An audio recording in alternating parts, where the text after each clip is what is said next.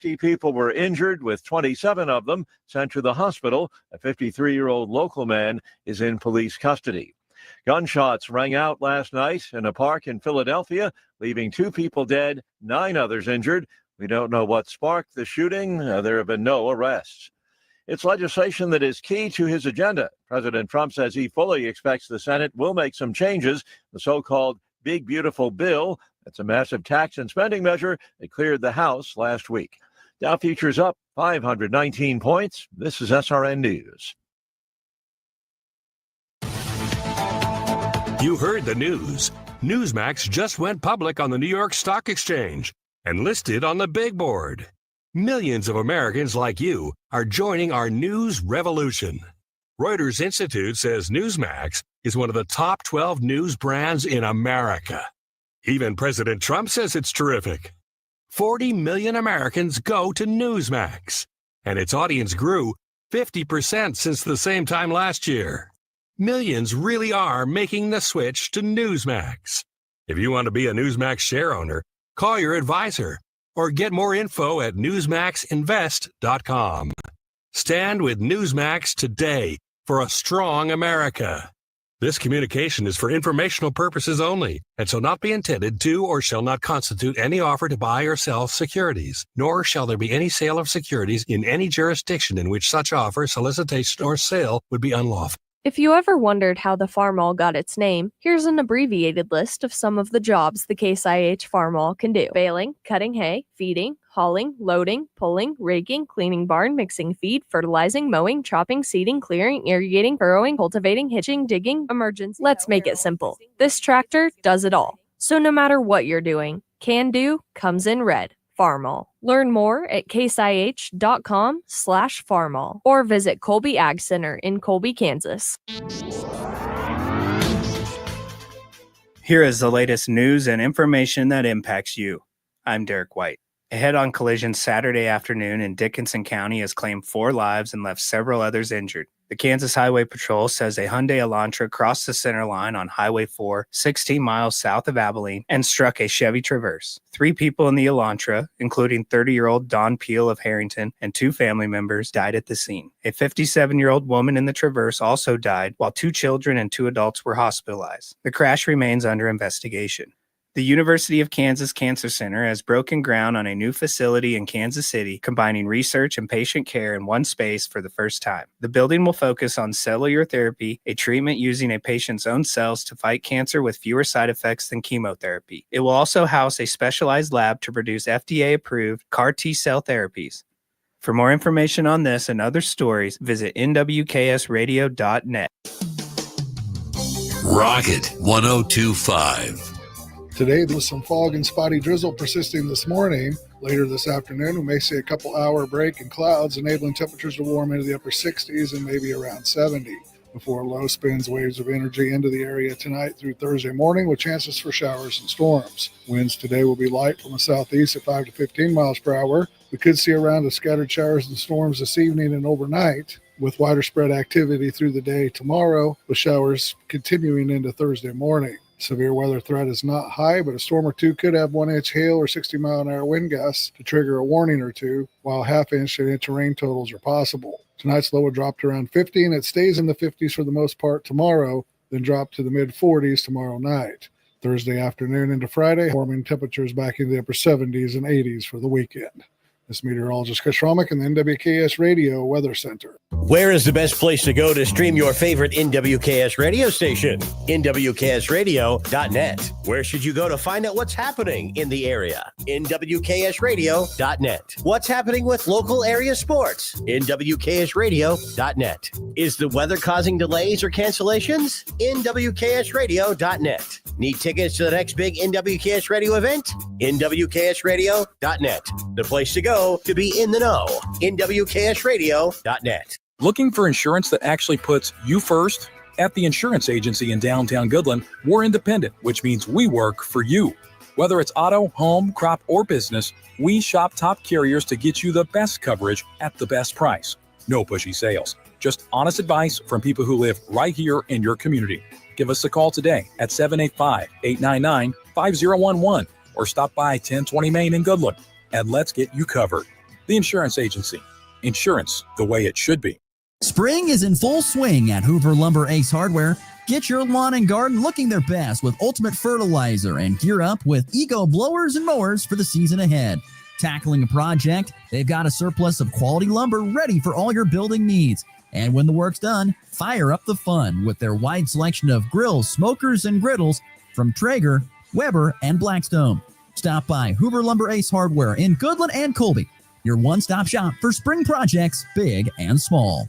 Big savings are waiting at Hurl Chevrolet GMC in Goodland, Kansas.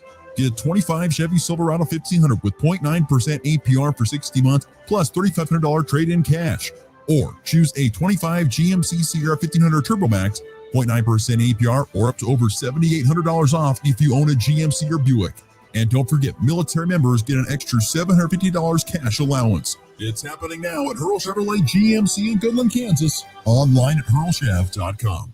If you're shopping for a banking institution, visit with Equity Bank of Hoxie, Grinnell, and Quinter, Kansas. The Equity Bank is heavily invested in local business and activities contributing in many ways back to their community. Their employees are involved with many organizations and area events. Plus, a lot of experience comes with that staff. You'll find valuable local assistance when you bank at the Equity Bank of Hoxie, Grinnell, Quinter, and other locations in Western Kansas. The Equity Bank, member FDIC.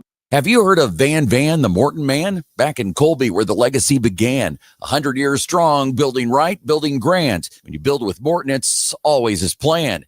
From barns to workshops, garages to sheds, Morton's quality where every smart builder heads. Owned by employees, their hearts in each frame, a warranty that shines, a well-known name. So choose Morton Buildings with a history so vast, quality and care that's always meant to last. Meet them today and get your plan in hand. Crafted with pride by Van the Morton Man. At FNB Bank, we understand the backbone of our community is our local farmers and ranchers. Whether you're growing crops, raising livestock, or investing in new equipment, we're here to help you succeed. Our agricultural loans are tailored to meet the unique needs of your farm, with flexible terms from people who understand what it takes to make it in agriculture. When you partner with FNB Bank, you're working with neighbors who know the land and are invested in your success. FNB Bank, rooted in our community, growing with you. Member FDIC. You ready? Ready? 1, 2, 3, 4! It's the Morning Blitz with Ross Volkmer. If you want to win in football, it all starts up front. Mass kicks ass. The region's only local sports talk. Listen to this guy. He knows what he's talking about. Broadcasting on Goodland's Rocket 102.5. Simulcasting on Goodland's 730 Gold KLOE. Guy is everywhere. Discussing it all from the preps. Showtime for the Lady Eagles. To the pros. McKinnon is in at running back. First down and goal to go. Play action fake. Right side throw. Touchdown! Kansas City! The Blitz is presented by Pearl Chevrolet GMC, Hoover Lumber Ace Hardware, and FNB Bank, as well as the Insurance Agency, Farmer State Bank in Oakley, the Cowboy Corner Express, and Equity Bank of Hoxie, Quinter, and Grinnell. Let's go to work. Bobby has 3 hits in the series, and he'll swing and line it toward the alley in left center. That's going to be down for a hit. Here comes Isbell around third. He will score. Bobby slides feet first into second with an RBI double. That's his 19th double of the year. Shot clock at 7. Drives, pulls back, drives again. Stops, falls down, gets it to Williams, 3-pointer.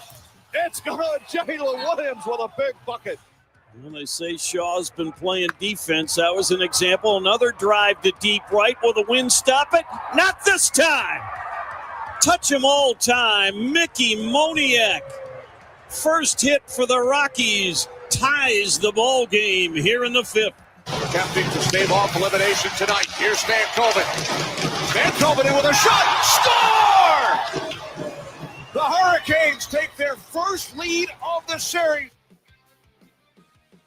And good Tuesday morning, everybody. Glad to be back with you here on the Morning Blitz after a long Memorial Day weekend, a wet, a moist Memorial Day weekend. I don't know what to think about that. I mean, don't get me wrong. We'll take moisture any way you can get it, anytime you get it. So I'm certainly positive about that. But, Memorial Day, it'd like to kind of say it's the kickoff officially to summer. And it certainly didn't feel like that weather-wise, to be completely honest with you. For most of the region, it was cool and it was damp. Most of this, pretty much all entire weekend for most of our listening area. And so I actually am curious, how was everybody's Memorial Day weekend? Hit us up on the FE Bank text line at 785-899-2222. And tell me your thoughts on what you did the Memorial Day weekend. I mean, I'm sure there wasn't a ton of like summer activities. Sure, there wasn't a lot of boating. Sure, there really wasn't a lot of I don't want to say maybe there was some fishing, maybe some cool fishing. Golf. Like I said, there probably wasn't a ton of summer activities going on. I know my family and I went and spent some time with my folks for a little bit this weekend, but it was a cool, wet weekend. That's what it was. It was a cool one. And looking at the rainfall reports, seeing anywhere, it just kind of depends on where you're at. Anywhere from maybe a half an inch up to maybe I saw almost 2 inches over further east. But yeah, I think I had around an inch, maybe a little less, a little bit more in my rain gauge from this past weekend of moisture. So it's certainly been an interesting start to the summer for sure. That was an interesting Memorial Day weekend. I can't remember one that was maybe not too long ago. Was a little bit it was a little cooler. But man, especially with that stuff like that. But yeah, anyway. So yeah, if you want to hit me up on the FNB Bank text line at 785-899-2222 and let me know what you think of possibly of what you did over the Memorial Day weekend. Would love to hear from you here on this Tuesday. It's May the 27th, just a few more days left here in the month of May. We'll be wrapping things up here on Saturday with the 31st. And like I said, it's kind of a weird Memorial Day weekend as well, because usually that Memorial Day weekend falls on the very last weekend of May, and that did not happen this year because of how the calendar fell. So we got still a whole full week and an extra Saturday of May left with you here. And so, like I said, we'll be with you every single week, every single morning for the rest of May. And then we'll kind of get to the summer months. And like I said, we'll be here most of the summer, but there will be, of course, some time for vacation and other things like that.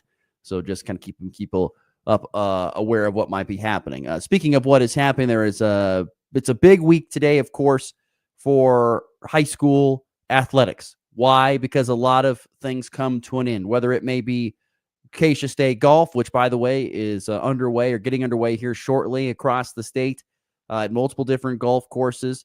We have more on that in just a little bit. There's, of course, state baseball and softball happening later on this week on Thursday and Friday. Of course, the Colby Lady Eagles will be competing in that in Topeka. And then Friday, Saturday, you've got, of course, Acacia State track and field meet and lots of area athletes, over 75 events going to be going in that from our listening area. So, like I said, pretty cool. Pretty darn cool to see pretty darn cool to see everything kind of come to a culmination and end here of this final school year, and then we'll be fully into summer break. But like I said, as always, FNB Bank text line is open throughout the show at 785-899-2222. Today we're going to be visiting with our good friend from KUSports.com and the Lawrence Journal World. That's our good friend Henry Greenstein's going to join us and talk to him about Kansas baseball making it into the NCAA tournament despite not winning the Big 12 baseball tournament. It was expected. We'll get some more thoughts on that. Some other Kansas news as well. We'll jump around into the football realm as summer workouts and stuff get rolling into full swing for KU. We'll also touch base with him and talk about the addition of the new assistant basketball coach. Well, I can't think of his name. Jock Vaughn. There we go. We'll get Henry's thoughts on that coming up here in segment 2. So make sure you stick around, and we will get to some, like I said, some thoughts on state golf. We'll get you a few tee times and a few thoughts on that, but that gets underway today. 3A golfers will be competing in Garden City. Not a long trip for the Goodland Cowboy golf team, which qualified, and other area golfers like Cade Youngman of Colby and maybe Jackson Rumford of Scott City and others. A short trip down to Garden City to play in Buffalo Dunes Golf Course. So that's where 3A State, 2A State, where Hoxie the team is, and a couple of guys, Easton Fink and Manny Mancia, are going to be competing for Oakley. That'll be held at Turkey Creek. 2A State golf held at Turkey Creek in McPherson, and then 1A State golf that is held in Mariah Hills and in Dodge City. That is where 1A State golf is taking place today. Once again, a handful of teams. You got Decatur Committee, Greeley County, Rollins County teams will be competing there. And then you've got St. Francis's Jay Gilliland. I think it's Carter Matthias and Jace Kretzer are going for St. Francis. Then Quinter Shea, Sawyers, and Cooper Havlis are all going to compete at that state tournament there once again in Dodge City. Should be interesting. I don't know. I guess I don't know what the weather's like down south. I don't know what the weather's like down south or further east. It might be kind of nice, but if it's anything like here, kind of a gloomy day. And certainly playing on some soggy courses throughout the weekend, but they should be in pretty good condition. I can't imagine a lot of people playing on those courses over the last couple of days. But anyway, yes, that's all going on. And just for those who are curious, what is it? It's a 2-day event. They switched that a few years ago. What does it take in order to make it to day 2? Because there is a cut after day 1. Well, it is the top 6 team scores. And so the top 6 teams will advance, the individuals on those teams, and then the individuals not on one of those 6 teams that bring the 2-day total up to 54. So once again, there's usually 6 teams, 6 guys on a team. So you take 6 times 6, that's 36. You got to get up to 54. I think you have 14 spots left, I think. 14 spots left, I believe, if my quick math is right. So the next 14 best golfers will be qualifying for day 2. So we'll keep our eyes on the scoreboard and have an update for you tomorrow here on the Morning Blitz. But we'll dive more into that coming up in the leftovers in segment 3. I know it's not Monday. It is Tuesday, but it's still a long extended weekend, and we love to do our weekend winners and losers getting back from a nice weekend. There are 2 kinds of people in this world. There's winners and there's losers. Which ones were which this past weekend? I want winners. Loser! You're a loser! It's the weekend's winners and losers on the Morning Blitz. You want to be a winner, be a winner. All right, so weekend winners and losers. As always, if you'd like to hit us up with your weekend winners and losers, feel free to do so on the F&B Bank text line, 785-899-2222. I don't have a ton of winners and losers this weekend. There is one. I think there's one massive winner of the weekend, and that would be, honestly, how about regional college baseball teams? What a weekend it was for regional college baseball teams, particularly Division I level. So this upcoming Friday, the regionals will get underway in college baseball. And how about the fact that you have three teams from kind of our listening region. I would call our 3 main colleges, or, 3 out of the 4 mostly. You've got K-State, KU, and Nebraska all going to the NCAA baseball tournament starting this Friday. And if you want to kind of count the 500-mile radius, if you want to kind of go, everyone's high in recruiting talks about the 500-mile radius, you got to be good. So I just kind of threw that out there, the 500-mile radius, which would include, Creighton in Omaha. It would include Oklahoma State, and it would include Oklahoma just barely by a couple miles.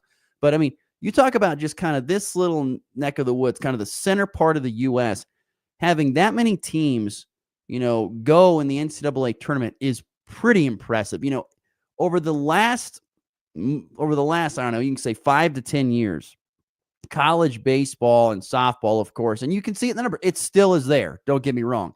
It has majorly shifted away from, being on the West Coast and even really in the Midwest at all. It's all being completely in the Southeast. And it still shows. Don't get me wrong.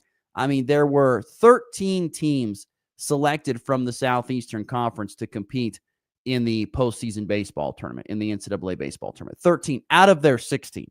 So only 3 teams did not make it, including, by the way, the preseason number 1 team, which was Texas A&M. They did not make the field. So they were ranked number 1 preseason, did not end up making the field. But still, 13 teams make it in from the SEC. But I still think it's pretty darn cool to see that you've got KU, K-State, Nebraska, Creighton, those teams making it in. Those are not teams that you see all the time in the tournament. We know Kansas, of course, getting back in there for the first time in a long time. K-State's making a return trip to the NCAA tournament in baseball after making it last year and having a great run where they took down Arkansas in the Fayetteville Regional and an upset, and then they went on and pushed Virginia, just coming up a little bit shy of making it to the College World Series at Kansas State and Pete Hughes. Creighton getting back in the tournament for the first time in a couple of years. They win the Big East tournament. And then Nebraska, who was the 8th seed in the Big Ten baseball tournament, And we talked about it last week on the show, needing a miracle a week ago on Tuesday, a dropped baseball in right field for the final out of the game when the Huskers were down. All of a sudden, turn that around and rattle off 3 consecutive wins, 2 over 2 ranked top 25 teams, and put themselves in this postseason tournament with their second straight Big Ten baseball tournament championship. So you just don't see this very often, is my point. Even if you don't follow college baseball that closely, you just don't see. Usually you might get one team, maybe 2, 1 or 2 teams, maybe from this region, kind of in the middle part of the U.S., make it. And I'm talking pretty much Kansas, Nebraska, Oklahoma. You'll see a little bit more. You might probably see Oklahoma State in there, and Oklahoma a lot more because now they're in the SEC. Well, at least Oklahoma is in the SEC. But like I said, I think it's just very unique. You just don't see that very much. Kansas State got in by the skin of their teeth. They were the last 4 in, which, I kind of thought that. I mean, I thought they'd need a little bit more work personally to make it into the tournament, but they had done enough with their non-conference scheduling and picking up some wins in a really good Big 12 conference in order to put themselves in that spot. But they were one of the last 4 in of the of the regular qualifiers. Of course, KU was in securely after winning 43 games, the most in program history, and having their best ever finish in the Big 12 conference. I mean, they were a lock to be in for the last couple of weeks. Like I said, I thought Kansas State needed to do some work. Nebraska had to win the Big Ten baseball tournament in order to get in. Otherwise, they were not going to make it. Creighton probably couldn't have probably needed to win that tournament, the Big East tournament, although maybe if they've just played in the finals, they might have gotten in. I'm not for sure on that. But really, if you think about it, there's really only one team kind of in that region that didn't make it, and that would be Wichita State, which we know is just in a tough spot right now. It was historically a great baseball program, but really struggling here as of the last few years. But like I said, it just really neat to see that, to see the middle part of the United States represented with Oklahoma State, Oklahoma, Creighton, Nebraska, KU, K-State. I just think it's really cool to see that in a sport where it is mostly dominated and has been in the past by the West Coast and the Southeast. And now mostly in the Southeast is where it's dominated, once again with 13 teams coming in from the SEC. By the way, if you were curious on where certain, regionals, or who is in certain regionals and who plays who, starting here on Friday, I'll pull that up for you here real quick. So if you are curious on what certain regionals look like, Kansas State has a 3 seed. They are playing in the Texas regional down there in Austin. They are the only non-Texas team there because you've got Texas, Houston Christian, Kansas State, and University of Texas San Antonio. So they're the only team not from Texas in that regional.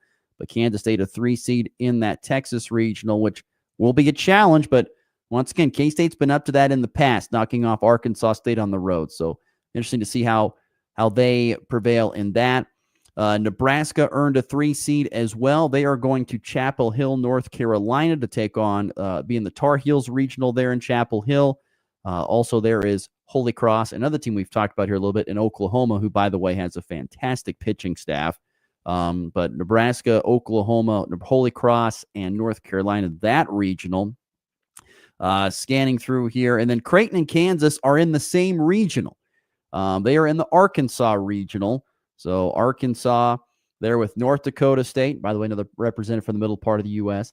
Creighton and Kansas all going to Arkansas for their first rounds of the NCAA men's baseball tournament. So, like I said, very cool to see the middle part of the United States represented very well. And so I think they are winners of the weekend. Once again, congratulations to Kansas, of course, on making it, obviously. K-State getting in just barely. Nebraska getting in thanks to winning a tournament, and Creighton getting in as well. And like I said, the 500-mile radius very well represented in the men's baseball tournament. Very, very, very cool to see. Moving along here on weekend winners and losers. Going to go to Kansas State basketball. They pick up a humongous transfer addition. Yesterday, it was announced at around, probably noon, 1 o'clock, depending on where you're at. But they picked up the number 2 transfer portal entry in the cycle as they landed P.J. Haggerty, the transfer from Memphis. And so Jerome Tang picks up Haggerty, who has 2 years of eligibility remaining. He was a guy who was at TCU his first year, then transferred to Tulsa, and then went to Memphis last year and averaged around 21 points per game. He was the player of the year in the American Athletic Conference. And so he becomes the highest rated transfer in program history, makes him one of 12 in the portal to earn the honor of a 5-star portal transfer. But once again, he is going to his 4th school in 4 seasons. So once again, he may have 2 years left, but there's no guarantee that he will be back. I did find it interesting. I saw something on social media. Now, once again, whether it's a fact or not, I don't know. But I saw something on social media that I thought was interesting, was that PJ Haggerty was looking for around $4 million in NIL is what he was looking for in his deal. I don't know if he got that, but if he did, my Lord, that is a lot of money. A lot of money for an NIL deal. There were rumors swirling around that he was looking for $4 million. And there were K-State fans and even people who are guests on this show that said, please do not pay that money. It is not worth going out and spending $4 million on a guy. It's only going to lead to headaches. So they got him. I'm curious if he gets the $4 million. Very curious. Very, very curious if that's what it took to get him. They said he was looking for that. I don't know if he got that, but I'd be very interested to know if that's what he got, because K-State they play this game before. They go out and they get these high price guys. I mean, last year, this might make it the second consecutive year that Kansas State men's basketball has the most expensive player in college basketball. I mean, last year there were rumors that Coleman Hawkins was the highest paid guy in college basketball individually. Now it could be PJ Haggerty. We'll see. He's a 6'3" point guard. I mean, it's the type of guy that Jerome Tang likes. He loves his great point guards. And so to get PJ Haggerty, it's a huge feather in the cap for K-State. We'll see how well he plays with these new guys, because once again, this is what we're doing in this era of college basketball. We are scrapping the roster if it doesn't work and pretty much starting over from scratch every single year. And we'll see if Haggerty, who once again is guy averaged 21 points per game and is the reigning AAC player of the year. We'll see if he can do it in the Big 12 conference next year. But PJ Haggerty can't stay to winner of the weekend. But I said I'd be curious if they spent that kind of money on it. Another quick winner here before we get to loser. Team USA Hockey at the World Championships. By the way, they beat Switzerland this weekend to win gold for the first time in 92 years. That's how long it has been from Team USA to win at the World Championships, which most of the time, I don't know, it's over there across the pond where they play. But USA Hockey getting a first-time victory in 92 years. And honestly, I just thinking back, USA Hockey over the last year has had a really good year, whether it is even though they lost in what was that face-off 4, they had a really good showing there. The next level down has been looking really good. And then, of course, this Team USA, this level here at the World Championships with the win as well. Really, USA team hockey is really coming on. I mean, it is, I think, really blossoming. I think we could really see Team USA hockey really shine at the next couple Olympics. There's just something about, the younger, the 17 and unders and however else you want to go, the younger group of guys coming up to play in Team USA hockey are having a lot of success. And I feel like we could see the benefits of that coming here in a few years. All right, and get to losers real quick. I only really have one loser, and it's kind of a sad loser of the weekend. But my one loser of the weekend, it was the news of Will Zalatoris, the golfer on the PGA. Will Zalatoris, people like to joke that Will Zalatoris looks like Happy Gilmore's caddy from Happy Gilmore, which my guess is I'm guessing Will Zalatoris will probably make an appearance in Happy Gilmore 2 this summer when it comes out, I think in June or July. But anyway, he was the PGA Tour Rookie of the Year back in 2021, as he finished in the top 10 of 6 majors from 2020 to 2022. He was a runner-up in the 2021 Masters and finished second at the PGA Championship and the U.S. Open in the next year. But he has had back issues since. He's battled back injuries for most of the past 3 seasons. And he just recently said he had another surgery to correct 2 herniated discs, and he'll miss the rest of this golf season as well. So think about it. Rookie of the year in 2021 after all those great finishes. But then in 2022, was forced to pull out of the FedEx Cup playoffs after injuring his back in the second round of the BMW Championship. And then he had to have surgery in 2023, and then really didn't play again until this year. But now he's having to miss. He has missed the cut in each of his past 4 starts in majors, and he's dropped to 84th in the official world golf rankings as Will Zalatoris. He's only 28. So there's a lot of time left, but messing with backs in golf is just not good. Look at Tiger Woods. He's had some big-time back issues for other reasons.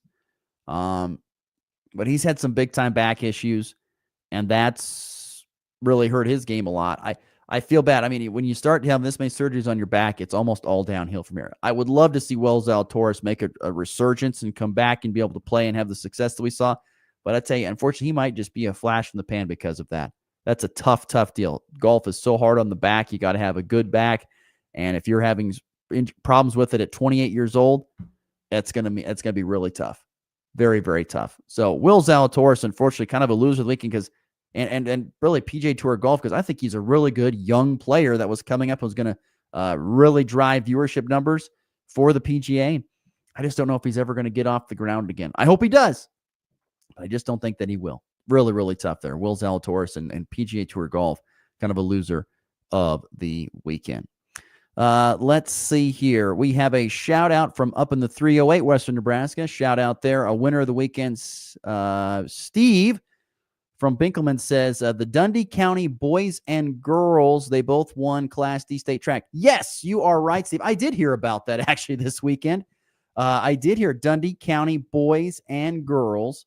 So Dundee County Stratton up there in Binkelman, they won Class D state track. So congratulations to Dundee County boys and girls. I also heard, by the way, just even further up north of Binkelman, in Perkins County, I think they won Class C. Boys, I think, won Class C state track. Might have been girls. But one of the boys or girls won Class C state track. So Western Nebraska representing well at the state track meets this past weekend up there in Omaha. But yes, congratulations to Dundee County Stratton boys and girls winning the Class D state track meets. Congratulations to the Tigers up there from Binkelman. Very, very cool. And thank you to that listener for chiming in. Thank you, Steve, for chiming in there. Really do appreciate that. All right, 7:34 Mountain, 8:34 Central Time. We're going to get to a break. Henry Greenstein's going to pop on the show next and visit with us about some news out of the Kansas Jayhawk realm, including the Kansas baseball team making it to the NCAA tournament. We'll get to that next, so stick around. You're listening to a Tuesday edition of the Morning Blitz. Looking for insurance that actually puts you first? At the insurance agency in downtown Goodland, we're independent, which means we work for you. Whether it's auto, home, crop, or business, we shop top carriers to get you the best coverage at the best price. No pushy sales, just honest advice from people who live right here in your community. Give us a call today at 785-899-5011 or stop by 1020 Main in Goodland, and let's get you covered. The Insurance Agency. Insurance the way it should be. It's time for a check of the markets with the Anderson Trade Group on the Kansas Farm and Ranch Radio Network. Good morning. This is Kate Thompson with the Anderson Trade Group. Today is Tuesday, May 27th. On the overnights last night, July corn lower at 3/4 cent at 4.58 3/4. September down 1 3/4 at 4.36. December down 2 1/4 at 4.48 1/2. March corn down 2 cents at 4.63 3/4. July soybeans up 6 1/4 on the overnight at 10.66 1/2. August up 5 3/4 at 10.61 3/4. September up 4 3/4 at 10.46 1/2. November beans up 4 3/4 at 10.55 1/4. July Chicago wheat down 9 1/2 on the overnight at 5.33. September down 8 1/4 at 5.49 3/4. December down 8 cents at 5.72 3/4. March soft wheat down 8 1/4 at 5.92 1/2. Kansas City wheat July contract lower 11 1/4 at 5.27 1/2. September down 10 3/4 at 5.43. December down 10 3/4 at 5.65 3/4. March hard wheat down 10 3/4 at 5.85 1/4. On the stock market this morning, the Dow up $457 at 42,131. The S&P up 69 at 5,886. The Nasdaq up $282 at 21,257. Gold over $74 at 3,291. Crude oil down 29 cents a barrel at 61.24. If you have any questions about marketing grain or would like to talk about risk management options, give our Colorado office a call, John Hankey or John Stiles at 970-744-4484, or in our Kansas City office, myself, Tom Pluto, Jared Law, Tyler Dosh at 913-748-3000. The Anderson Trade Group, proud market partners with Kansas Farm and Ranch Radio. Find out more at andersongrain.com. The risk of loss through trading futures and or options is substantial, and each investor and or trader must consider whether this is a suitable investment. Past performance, whether actual or indicated, is not indicative of future results. The Anderson Trade Group has no guarantee that the advice given will result in profitable trades. Bugs can wreak havoc on post-harvest.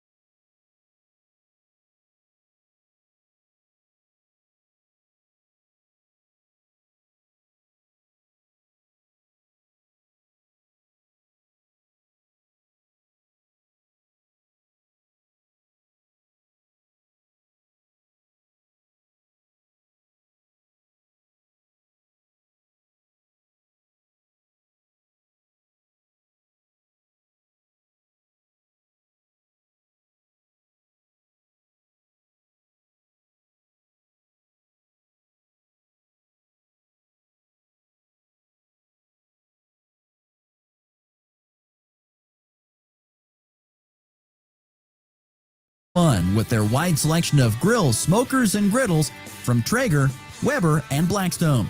Stop by Hoover Lumber Ace Hardware in Goodland and Colby, your one-stop shop for spring projects, big and small. It's the Morning Blitz. We're having a great time, couple of laughs, everything's nice. Weekday mornings from 7 to 8 Mountain, 8 to 9 Central.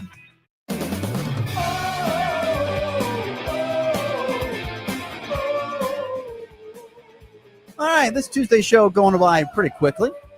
Already 8:38 Central, 7:38 Mountain Time. Glad you're tuning in, no matter if you're tuning so on, of course, Goodland's Rock at 102.5 or the Hurl Chevrolet GMC video stream or NWKSradio.net. Appreciate you tuning in and being a part of the Morning Blitz. FNB Bank text line continues to remain open. Appreciate all the thoughts and comments coming into the show here today.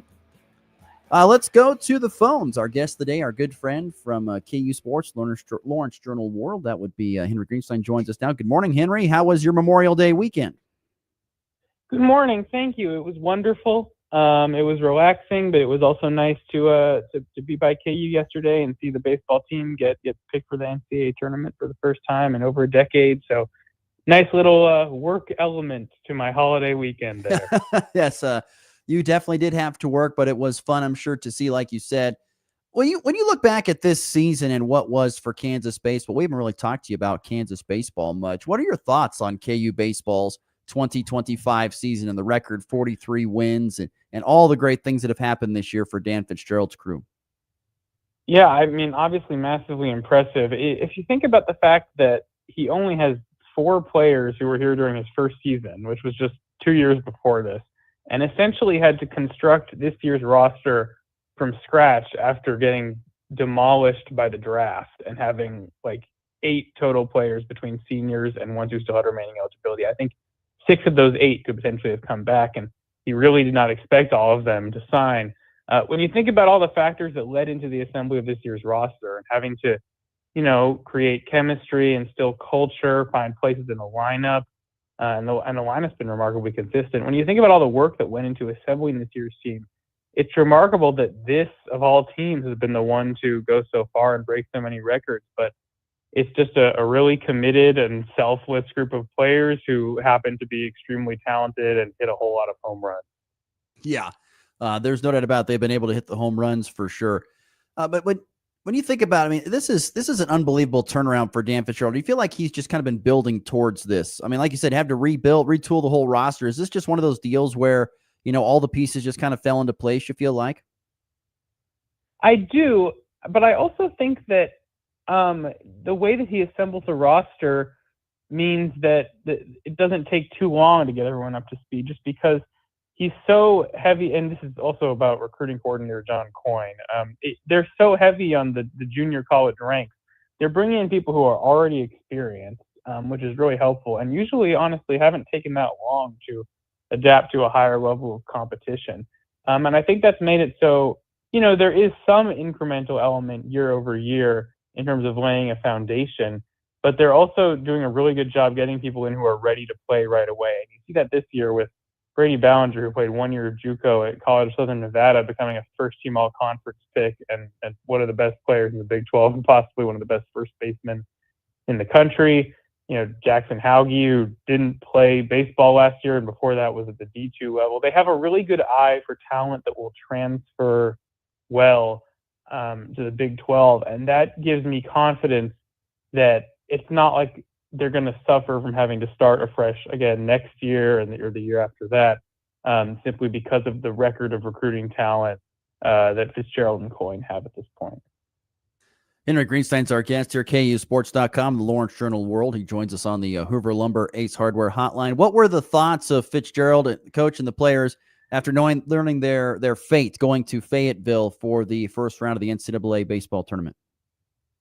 Yeah, I mean, first of all, I think it was really validating for everyone involved, just to see the fruits of their labor come to fruition, and also not to have to sweat it out. Like it was quite clear for the last 2 weeks or so that they'd be in, which is a privileged position for any team. So there was that.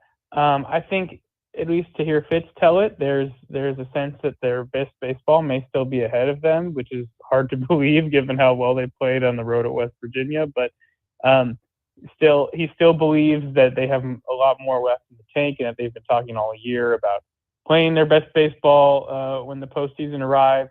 I do think this draw is not the most favorable they could possibly have gotten. Everyone's going to say, "Oh, every draw is hard, so it's postseason." But the problem with the way that the NCAA baseball committee does this is that it's really a lot less based on where your seed is located and more on where your seed is located from a geographical proximity standpoint. Like KU was number 24 in RPI, which would make them about a mid-level 2 seed, but you end up with the number 3 overall seed because you're close to Fayetteville. And so that is not a great draw for KU to get, but it was kind of an inevitability, especially with, as Fitz said, K-State having gone to Fayetteville last year essentially means that they wouldn't get picked for that again.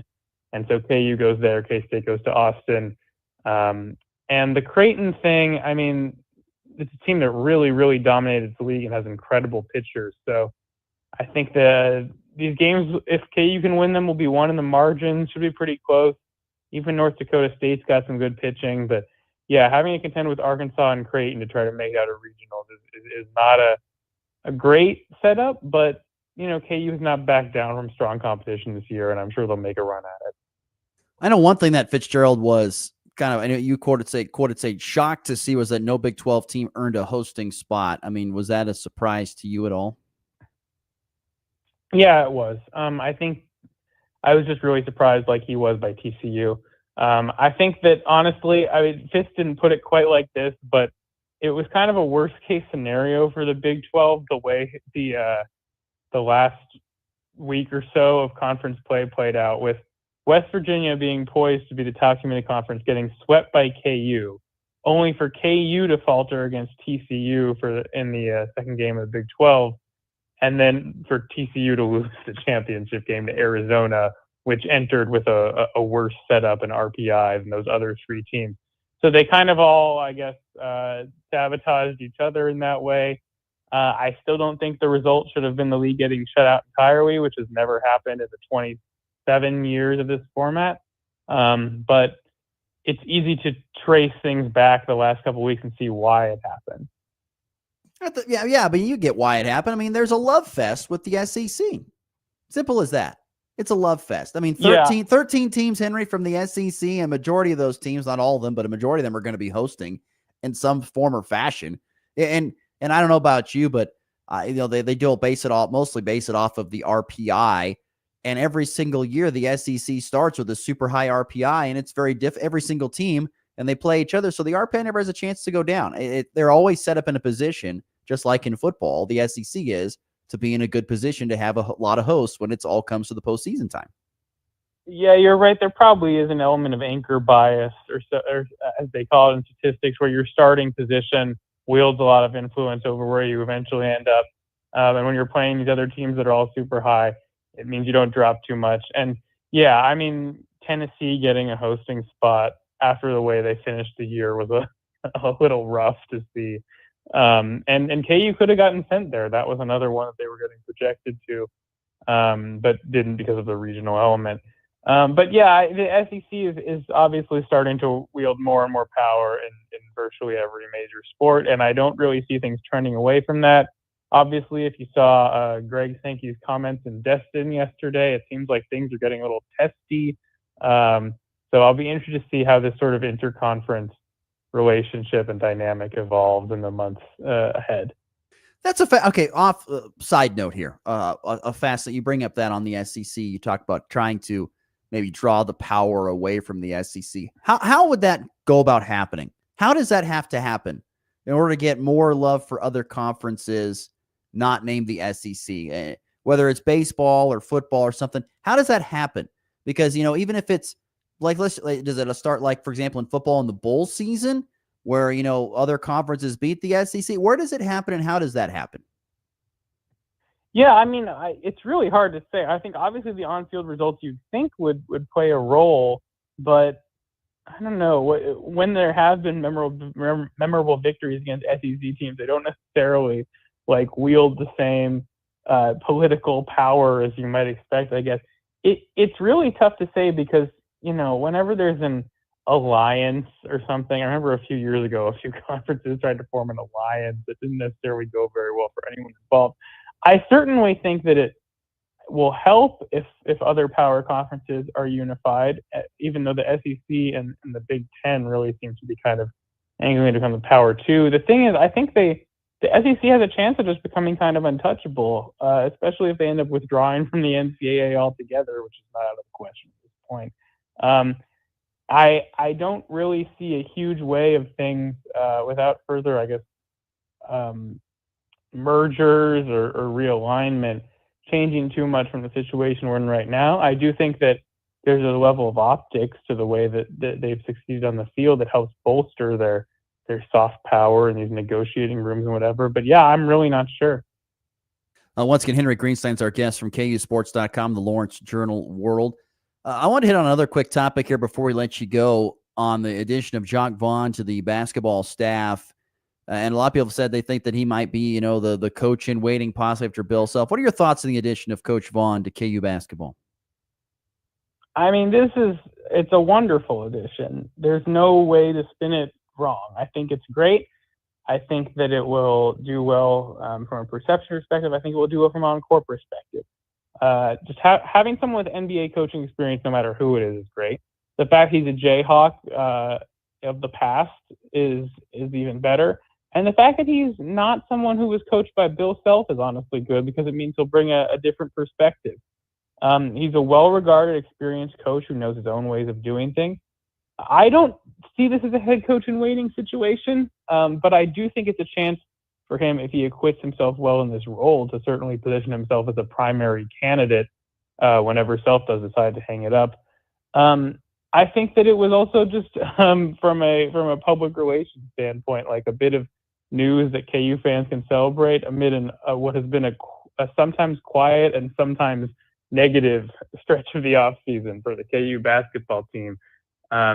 But yeah, Jacques, great option. I can't think of a hire that would have been better than that, given the situation they're in. New blood on the bench is excellent, and I think it could be key to helping the team get out of the rut they've been in the last couple of seasons. With you being said, what do you mean about the rut of the offseason? What are the negative of this offseason? What has been so negative from your perspective or from the fans' perspective that you're hearing for KU men's basketball? I just feel like in the last month or so, it's been a lot of swinging and missing for KU, and this is not like speculative. Like they were incredibly close to landing Dame Sarr, an Italian prospect who was playing for FC Barcelona. He visited them, and then it kind of seemed like they were about to get a commitment, and then the days kept passing, and then Duke transfer commitment Cedric Coward decided that he was staying in the NBA draft, and then Duke made a run at Sarr and ended up poaching him. And then after that, Darion Williams, the Texas Tech transfer, went out of the draft, and he also visited on the day he said he was withdrawing, and that was something that a lot of KU fans got very excited about. And then last week he decided to go to NC State. And then as a result of NC State getting him, or at least seemingly connected to that, NC State doesn't end up getting PJ Haggerty, and PJ Haggerty goes to K-State. So it's been a tough couple of weeks from an off-season perspective from KU, and I think they received a lot of praise early on for the incremental progress they were making and for the choices they were making and kind of going on after these peripheral transfers instead of taking big swings at the top guys. I think that was wise. I just think that fans maybe have gotten a little impatient and are having a hard time seeing the vision for the lone year of Darren Peterson you're going to get. And I think when there were marquee guys like Sarr and Williams on the table, it was easier to see a starting lineup rounding into form. But now it's kind of like unclear exactly what they're going to get to fill the last couple spots they have available. So basically the reason why I said it was an island of good news, like kind of in between the Sarr and Williams thing going south. Well, real quickly, what did you think? I read somewhere that Haggerty was looking for NIL deal around $4 million. Do you think he got that? I also read that too, but the report I saw, and I don't remember exactly who reported it, but I think the report I saw was that he got $2 million with another $500,000 incentive, so 2.5, not quite on the level of that 4. And if that's true, that's honestly a great deal for K-State because of how inflated the price tags were for so many other players. Like I think, like Donovan Dent got more than that going to UCLA from New Mexico. PJ Haggerty, a guy who was in the NBA draft, who was an All-American, that's really good. And I understand that, it's not clear maybe entirely how the pieces all fit with the Wildcats roster. I don't know a huge amount about it, but that just from an outside standpoint, considering how much money teams were throwing around, like at the start of April, $2.5 million for PJ Haggerty is pretty good. I guess so. If that is the truth, then yeah, that is a pretty good deal. He is Henry Greenstein, KUSports.com. Henry, it's always great to catch up, my friend. We'll do it again soon. Be well. Yep, always a pleasure. Hope you have a nice rest of your show. Thank you, sir. Once again, Henry Greenstein here on the Morning Blitz. Great to have him on. Great insight, great information. Always fun to have on and give us the details of KU sports. All right, we got about 5 minutes to go in our program. Let's get to our final break. Come back, get you an update on state golf real quickly, and get things wrapped up. You're listening to a Tuesday edition of the Morning Blitz. Big savings are waiting at Hurl Chevrolet GMC in Goodland, Kansas. Get 25 Chevy Silverado 1500 with 0.9% APR for 60 months plus $3,500 trade-in cash. Or choose a 25 GMC Sierra 1500 Turbo Max, 0.9% APR, or up to over $7,800 off if you own a GMC or Buick. And don't forget, military members get an extra $750 cash allowance. It's happening now at Hurl Chevrolet GMC in Goodland, Kansas. Online at hurlchev.com. Kansas Farm and Ranch Radio is the place to turn to weekdays for the latest agriculture news and markets. Being a member of the National Association of Farm Broadcasters, we take pride in making sure you're informed of the latest news from the world of agriculture. Whether it's local, state, regional, or national, if it affects your farm or ranch, you can count on hearing it here. Daily reports from Kansas Farm and Ranch Radio are made possible by Farmers State Bank, Norder Supply of Scott City, Cornerstone Ag, and Woofter Construction and Irrigation. May is Beef Month. Hi, this is Jill at the Farmer State Bank of Oakland. We are proud to celebrate the hardworking men and women behind one of our region's most vital industries. We see the early mornings, the long days, and the dedication it takes to raise quality beef, and we say thank you. Your work keeps beef on our tables and our local economy thriving. So here's a special salute to you, our local cattle producers, during Beef Month. The Farmer State Bank of Oakley, member FDIC. Quick hits, bold takes, and all the action. I'll take that action. Welcome back to the Morning Blitz.